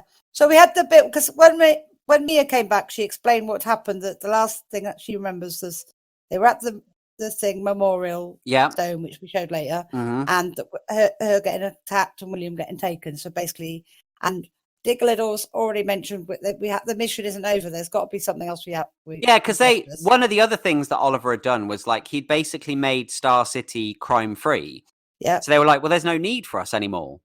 We don't need to. And then Diggle's like, no, the mission always goes on. And he remembered that, again, another flashback of Oliver always saying about the mission is always, it's always there. There's always another fight. There's always another thing around the corner. So he's like, I have to take the lead now. Now Oliver's not here. I have to be the one that does what Oliver does. So they were all going about, no one had heard from Felicity, and we had Curtis and that working on how to see if they could find out where William was, and then she turned up, didn't she? Yeah. And she got cracking on the old computer. And goes, the most important mission, save William. I like that. That scene was good. I wondered whether that day, when they recorded that was the first day of her on set, because they all looked genuinely... it was very emotional, wasn't it? Yeah. Oh, lovely to see you again. Sort of attitude. Yeah. So she got cracking, and he goes, suit up, so that all the ones that have got suits suited up. Yeah. Oh, yeah. Because we have to. You missed a little bit. Was the fact that William in this timeline got kidnapped. Still young. Yeah. And that's why all the heroes came together, because somebody snatched the present day timeline version of William. And I thought, poor old William is getting kidnapped by everybody all the time. Both times. And that's why they all came together. And that's why Felicity came back, because they weren't sure whether she was going to come back for the funeral. But then when the whole thing of William getting kidnapped came up, it was like, well, she has to come back to work with the team to use her computer technology stuff to be able to see if they can track him down and things. Yeah. And Mia was staying on the sidelines the whole time, wasn't she? Yeah, and because earlier on when we'd seen the bit where Diggle was talking to Oliver about his killing people, he had apprehended this guy, his name was John Byrne, and he was going to kill him. He annihilated everybody, didn't he? And when he got to him, he didn't kill him. Yeah. And it turns out he's the guy that kidnapped William. Yeah, so an act of mercy came back to bite him, because this guy is now, after being in prison all these years, has now been released from prison, and with no Green Arrow to stop him, goes after and kidnaps Oliver Queen's son. Yeah. But what he didn't reckon with was Oliver Queen's daughter, who apprehended him, which was brilliant. That was because they were all looking here, there, and everywhere. Nobody could find him, and then Mia was the one that actually was able to find him, and she had that standoff, and she was like, he was like, you might be wearing that suit, but blah, blah, blah. They're talking about Oliver Queen and stuff. And she was thinking about legacy and honoring his legacy and being the Green Arrow. Because Dinah had a chat with her, hadn't she? And she sort of said, your father was proud of you. And there's a reason that he passed that mantle on to you. You are worthy and all of this stuff. So with all that in mind, she could have killed him because she was on the verge of doing it. But then she stopped herself. Yeah, because remember, she was really the way she was when he met her in the future. She was like he was. And he told her she didn't have to kill because she was going to kill everybody, wasn't she? And she thought about what he told her, and she didn't kill him, did she? Yeah. So then she was all over the news was like, oh look, Green Arrow's daughter. Well, they didn't. Well, they just said another hero who has been inspired by the Green Arrow's legacy. And Felicity was keeping away from her because she was scared to meet her daughter that she knew she'd just put her to bed. Yeah, and she was like, it would be strange meeting her now when I know that my version is just, just down the road, tucked up in bed type thing. Yeah. So once that was all over, we also had Quentin was there, which was lovely. Another person that got brought back from the dead. Yeah, Laurel gone to see him, and that was lovely, wasn't it? I'm so sad. Why didn't he bring back your Laurel? And he goes, "You're my Laurel." I mean, I'm still confused by that explanation because they'd said that after the Green Arrows and the Canaries episode, where it was like, well, this is Earth 2 Laurel, not the Laurel from this Earth. Yeah. And that will be made clear in the final episode. I'm none the wiser. We don't really know why Oliver chose to keep her and not bring back the original Laurel and stuff like that. So that's still all a little bit confusing, but I suppose that gives them potential to maybe flesh that out a bit further if the Green Arrow and the Canary series does get commissioned. Yeah. They could use that to flesh it out a bit more. So then we had the final close down of the cave, and they've cleared it all out, and because they were saying the mission was over now. And he said that he was moving to Metropolis. Yes. Interestingly, because he said, there's no reason to be here anymore. So he said, we're going to move, change the scenery, and we're going to Metropolis. And I thought, so that means that he'll probably be in the Superman TV show that's coming out then. Yes, that's him. And she's going as well, wasn't she? Yeah, Dinah said she also, because she had the chance to become the new chief of... No, what was the job? There was a job title, because there were two job titles. Renee basically was told, you're going to become the mayor, but she was going to become something, and she was like... Was it like not district attorney, was it? Something like that, but she said there's no point. In a city that has no crime, there's other places I could go where I could probably be more useful. Yeah, yeah. And I'm sure she said she was also going to Metropolis. I thought she said she was as well. That's what I put. I put Diggle and Dinah are moving on at the same place. So, oh well. But we know from Green Arrow and the Canaries that she never made it there. True. So so they closed down the Bat Cave, the Arrow Cave, and then we went to the memorial. That was really nice. Unveiling the big statue of Ollie. Yeah, and Quentin's speech was so good, wasn't it? And you got all these different characters, and I was trying to spot people. I was like, hey, there's that character. And Anatoly was there, and there was other little people that have featured over the years that were all sort of stood in the back rows and things like that. Annika was there, his sister. Emiko. And Emiko, whatever her name is. Yeah, she was there, because that was interesting, because the fact that her history had also been rewritten, and she wasn't the bloodthirsty psycho that she was when we met her in the original reality. And she actually approached Moira and Thea, didn't she? Yeah. And they were really welcoming to her, and they were like, you're part of this family, you're Thea's sister, and things like that. So it was like, that's quite nice. We had the two, what were they called? Oh, I can't remember what the place is. Where Ragul, what was he called? Oh, yes, Ra's al Ghul. Ra's al Ghul. Talia and Nissa. Yeah. Yeah, they were there. Yeah, they were there. And we had Barry. Well, Barry showed up afterward. Barry wasn't there at the memorial thing. Oh, no, he was at the funeral, wasn't he? So you had the memorial thing. They all had candles, and the statue was unveiled, and that was all really nice moment with everybody all being there to honor, and like loads of other people, which was clearly like citizens of Star City, had come out for this memorial.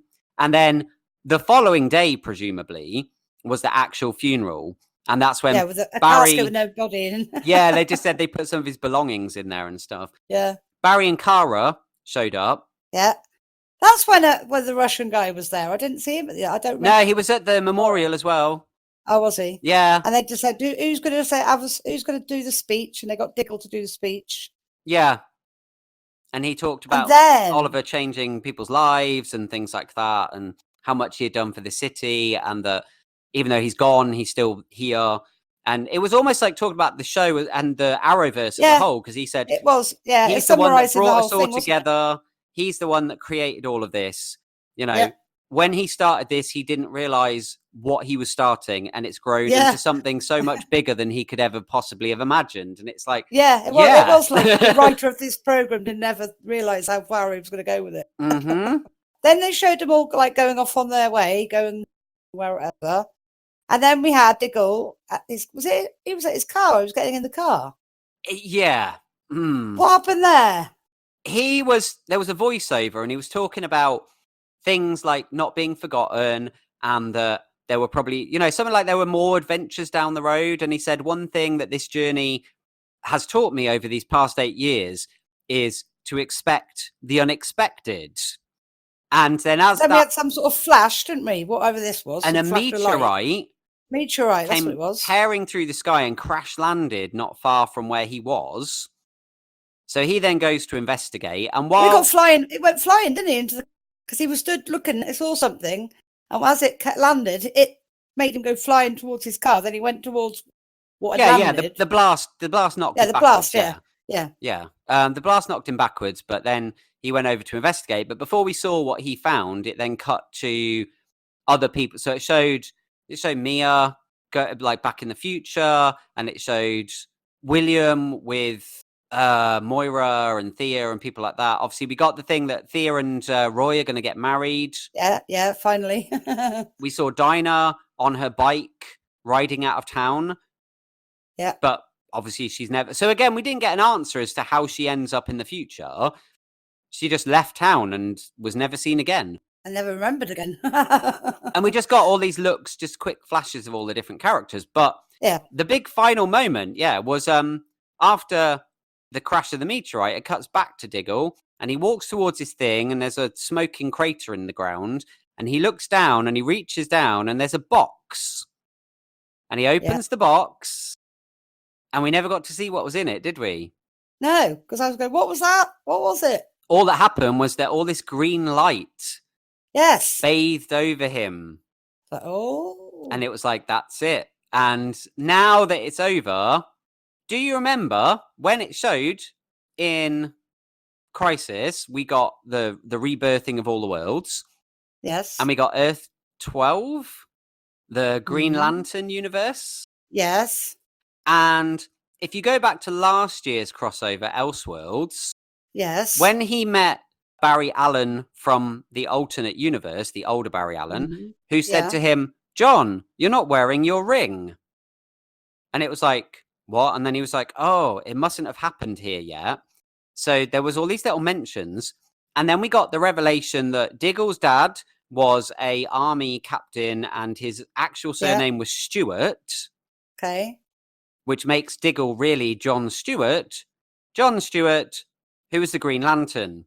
Ah, so that's the relevance to what happened at the end there. So that bit at the end was basically he's going to become the Green Lantern. He's going to become the Green Lantern. Yeah. Ooh, that was cool.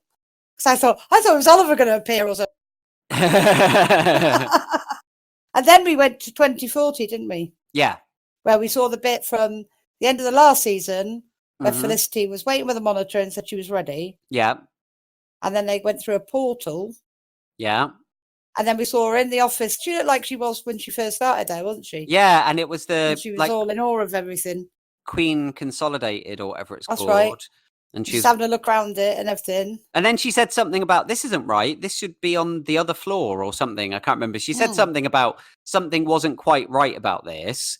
Yeah. And then she heard the voice and she looked round and Oliver was stood in the doorway. Yeah. And then he basically said, I made some adjustments in response to her saying about how things weren't quite right. Things had been changed.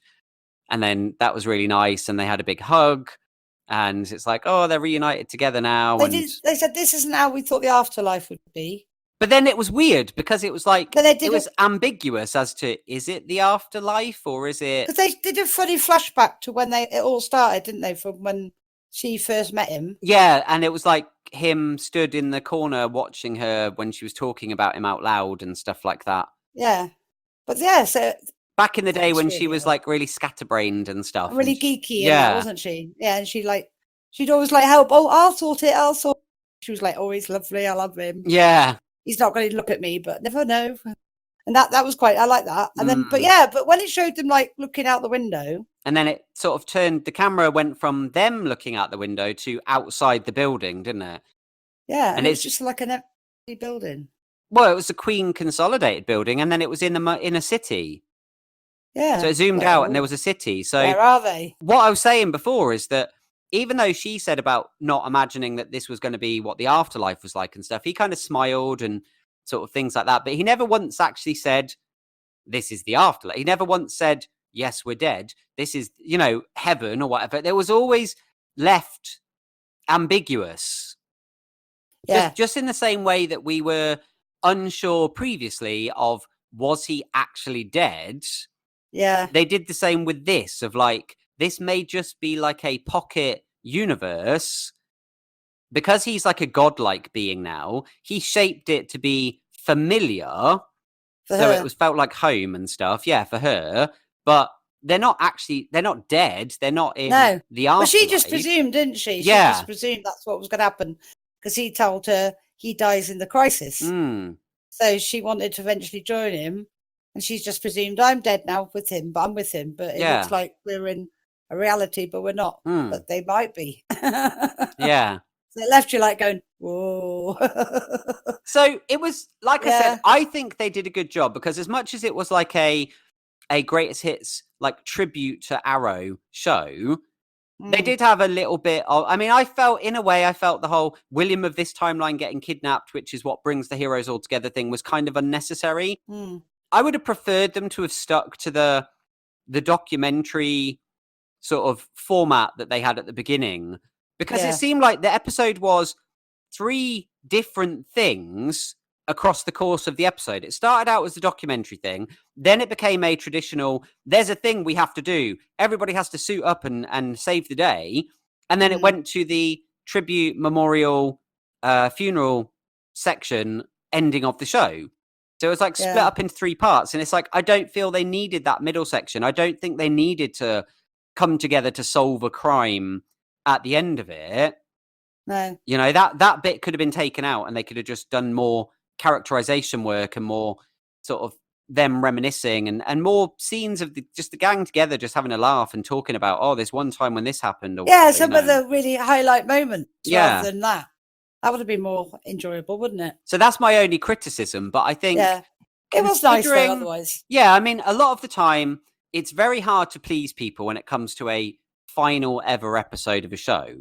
It's like, how are they going to end it in a way that satisfies people? And I know that from when my program finishes in this year. Yeah. How they're going to end my program and go, they better do a tribute 50 years. Supernatural. Supernatural, yeah. Again, you go, after all this time, they've got to end, you want it to end in the right way, don't you? So, like you say, there's always going to be somebody saying, I wish they'd done that instead, or why didn't they do that? But I think it must be hard for writers. I think they actually did. I came away from this being satisfied with it and thinking, I think that was a good way to end it, because there was enough little nods and references and callbacks to the history of the series. There was enough little references to look how we've progressed. And also the going forward. Tie in with the stuff that we'd seen. Yeah. And here are little nuggets of stuff to do with the future of like, this show certain might characters. be ending, but there's more to come in the future, sort of thing. Yeah. So letting us know we're going to see some of these particular characters again. Yeah. It's like, we're obviously going to see Dinah, Laurel, Mia, William, and Wild Dog in Green Arrow and the Canaries, if that gets commissioned. We'll have Diggle in Superman and possibly showing up other places, because I'm sure I saw something recently to say that he's going to be guest starring in an episode of The Flash at some point. Well, yeah, because they're to do with the crisis and that some of those people might appear in those shows anyway, mightn't they? Yeah. They're supposed to all be in the same place. So, I mean, they could quite easily scatter them out into other shows. Yeah. So, yeah, we will see what happens. But, all in all, I think it was good. Yes. Very good. I wouldn't say it was a 10 out of 10, but I would definitely say it was a 8.5, maybe. But yes, it's done now. So if you've never watched Arrow, go back and watch the whole series. Yeah, now the whole thing's finished. You can go and watch all the box sets and binge watch it. Yeah, binge watch it. It's definitely worth it. So now an era for that. It is. We move forward into a no Arrowverse. So it's going to be interesting because obviously the fallout from Crisis and from Oliver's death is going to be felt for quite some time. So even though the show is gone, he's not gone, and like they, the team and references to stuff to do with them won't be gone for any time soon. I can't imagine. No. Okay, well that's the lot, isn't it? So that's the lot. Yeah, I think that we're done for this week. So next week we'll see what the Legends get up to in their next wacky adventure. And how Flash. Yeah. How they deal with what's happening. That's going to be good. Yeah, I'm looking forward to because now it's the Flash, the first Flash after Crisis. So yeah, so that's what I meant. We've seen all the others come back. I'm really excited to see what happens on that. Yeah, and what the rest of the season's going to bring for them. What story now that what villain are they going to have and things like that. And is Cisco still Vibe? Or will he be allowed to revert back? Because that's the thing. We've seen the changes that things have made to some of the other shows. We've yet to see potential changes that have been made to the Flash what world. are the consequences to Wells? Yeah. Exciting. Tune in next week, same time. Yep. Same place. Yep. Ta-ta for now. So thank you very much for listening, everybody, and hopefully you've enjoyed today's show. And as I said at the beginning, if you did, please leave us a like, please leave us a comment on the YouTube channel, or wherever you're listening. If you've got a way to comment or review, please do that. Please give us feedback. It really, really does help. And subscribe to the YouTube channel, whether you're listening through YouTube or listening from somewhere else. Go to my YouTube channel, subscribe, help build the Kingdom of Geeks bigger and better. I've got lots of new things coming up in the future. A couple of the series that I've been doing are coming to an end. And so I've got some new things coming up. And yeah, just keep an eye out on what I'm going to be doing this year. Also, check out the description box on the YouTube video because it will have the link to the timestamps for the episode, plus the links to my donation mediums, to my merch shop, to my Twitter, and for Green Man Gaming, which I mentioned at the beginning. So check all of those out and help out the show in whatever way you can. Buying a t-shirt helps the show. Donating helps the show. Downloading a game. Yeah, helps the show. All these things help. We don't make money from anywhere else. We're not sponsored. We don't have adverts or anything like that. So if we want to get anything for the channel, anything for the podcast and stuff like that, then we're reliant on you guys being generous. So if you can help out in any way, that would be greatly appreciated. Yep. But we don't charge you for the podcast, so at the same time, you're not obliged to do any of those things either. So yeah, if you just want to enjoy, that's good too. Yeah. We want you to listen because we enjoy talking about them, and we're hoping you're appreciating them. Exactly. Thank you very much once again, Mum, for joining me.